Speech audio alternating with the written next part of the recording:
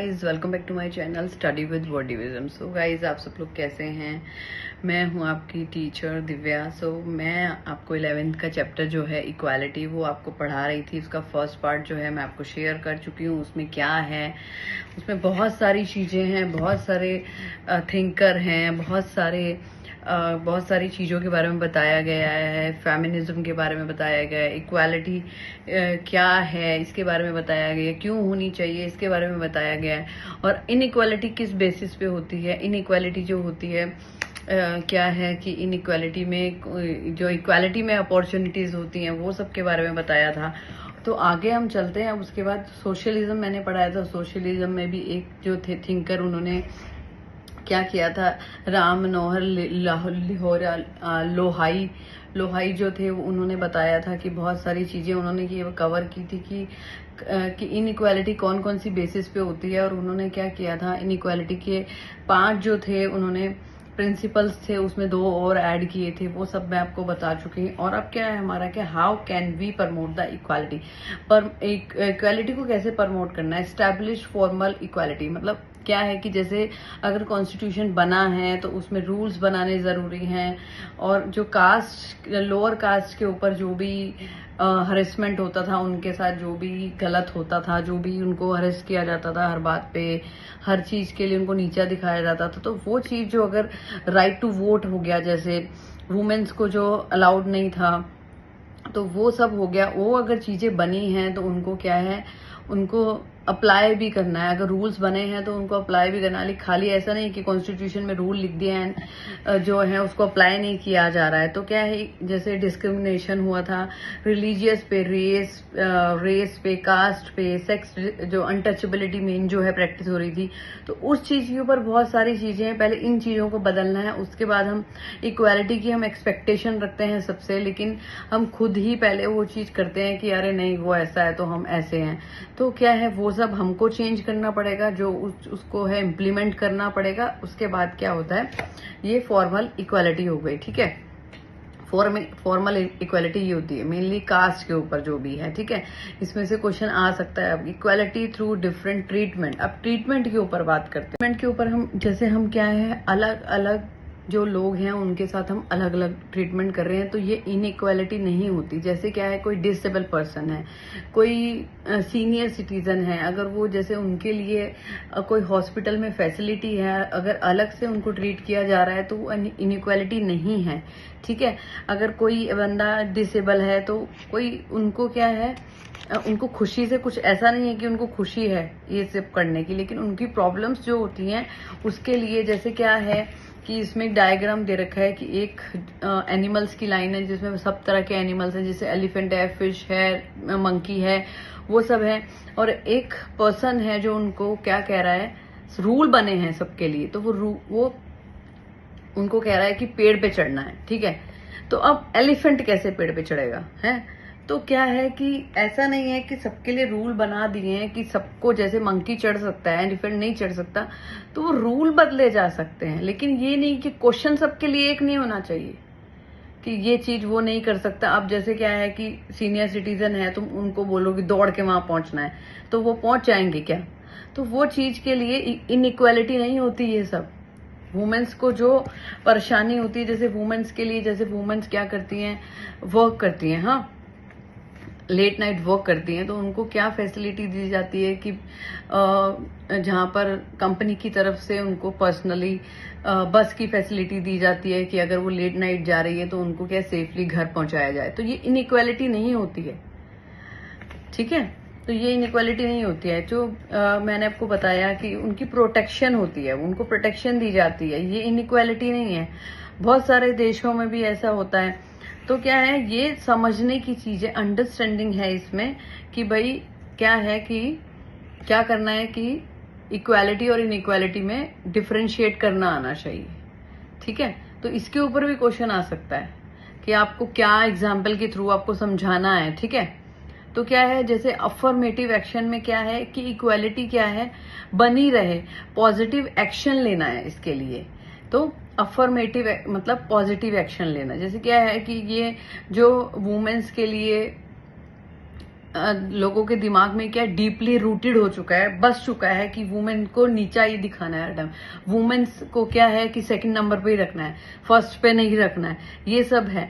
तो बहुत सारे डिसएडवांटेज हैं कम्युनिटीज में। अब क्या है कि जैसे हम एजुकेशन में क्या है कि लोगों को क्या है अच्छी एजुकेशन मिलती है, स्कॉलरशिप मिलते हैं, तो अच्छी तरह से लोगों को रखना और अच्छी एजुकेशन देना, उनको रिजर्व सीट देना। कहीं ऐसा होता है रिजर्व सीट, अब मैं वीडियो में नहीं बोल सकती हूँ वो, तो क्या है कि जैसे रिजर्व सीट्स कईयों के लिए ऐसा होता है कि उनको रिजर्व सीट्स दी जा रही है पर्टिकुलरली, हमें क्यों नहीं दी जा रही, हमें डिनाई क्यों किया जा रहा है इस अपॉर्चुनिटीज को। तो वो चीज के लिए डिस्क्रिमिनेशन करना कहीं पे सही है और कहीं पे गलत है। तो वो चीज जो है, जैसे अगला हम देखते हैं कि कई जगह ऐसा होता है कि पेरेंट्स क्या होते हैं कि बिल्कुल इलिटरेट होते हैं, ठीक है, और उसका बच्चा जो होता है वो पढ़ रहा है आगे, और जो जिसके पेरेंट्स एजुकेटेड हैं वो अपने बच्चे को आगे पढ़ा रहा है, तो उन दोनों में क्या फर्क होगा? हाँ, क्या फर्क होगा कि फैमिली अगर एजुकेटेड है और एक फैमिली अनएजुकेटेड है, इलिटरेट है, तो उसके बच्चे में और उनमें क्या फर्क होगा?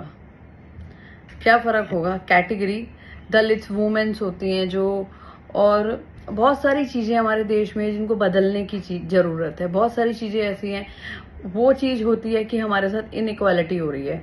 तो एजुकेशन के बेस पे सबको एक जैसी एजुकेशन मिलती है। अब रिजर्व सीट्स के ऊपर बहुत सारे ऑप्शन है, बहुत सारे क्वेश्चंस उठाए जाते हैं इस चीज को लेके कि बहुत ज्यादा क्या है कि इनको ये कैटेगरी के लोगों को क्या है और दलित्स को क्या है, नीड टू स्पेशल हेल्प दी जाती है। वो चीज के लिए बहुत सारे इसके ऊपर ऑब्जेक्शन उठते हैं। तो इनइक्वालिटी किस चीज में है? हेल्थ में, एजुकेशन में, किस चीज में है? तो ये सब है कि स्कूल में अगर क्या है कि हमें एजुकेशन मिल रही है, ठीक है, बहुत सारे गरीब बच्चे हैं जिनको अभी तक, कई बच्चे ऐसे, हम यूं कहते हैं कि हम सब पढ़ लेंगे, हम सबको एजुकेशन मिल रही है, लेकिन कई बच्चे तो ऐसे हैं जो सिर्फ सपना ही देखते हैं स्कूल जाने का, उनको कोई भी चीज प्रोवाइड नहीं की जाती, वो स्कूल जाते ही नहीं है। बहुत सारे स्लम्स में रहते हैं, जो झुग्गी झोपड़ियों में जो बच्चे रहते हैं, जो रेज पिकर्स होते हैं। आपने आगे जाके आप 12th में पढ़ेंगे, एक चैप्टर है जो लो स्प्रिंग करके है 12th में, तो उसमें क्या है, 2 बच्चे हैं जो बहुत ज्यादा ऐसे हैं कि उनका सिर्फ क्या काम है, सिर्फ कुछ कचरा बीनने का काम है, उनका स्कूल जाना एक सपना है बस। तो आप उसमें जाके पढ़ेंगे, आप देखना कि वो चैप्टर देख के आप कैसा लगेगा कि वो बच्चा एक शूज पहनने के लिए भी क्या है कि मतलब एक सपना है जूते पहनना भी, उसके लिए स्कूल जाना तो बहुत दूर की बात है।